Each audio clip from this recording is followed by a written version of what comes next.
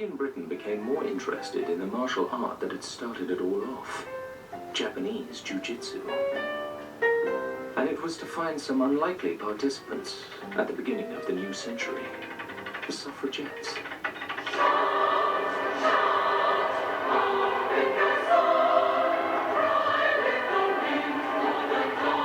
Well, the suffragettes were fighting for votes for women, and they were very frustrated because in the 19th century the male electorate had doubled under the 1867 Reform Act, and what they were frustrated by was also the way in which many anti-suffragists were arguing that women didn't deserve the vote because they weren't strong enough, weren't physically capable of defending the country.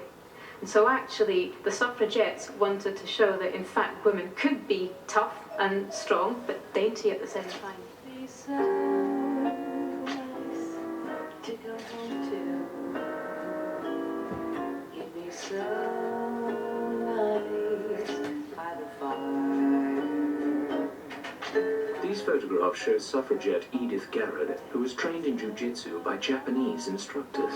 She later set up a school of her own, specialising in teaching women's classes, and became eventually the jiu-jitsu instructor for a group of, in fact, a secret society of women who were attached to the militant suffragette movement. The suffragettes needed jiu-jitsu as a way in which to defend themselves against male aggression, whether that's from the police or whether or not that's from male hecklers. Jiu-jitsu was a minimal force response to male violence.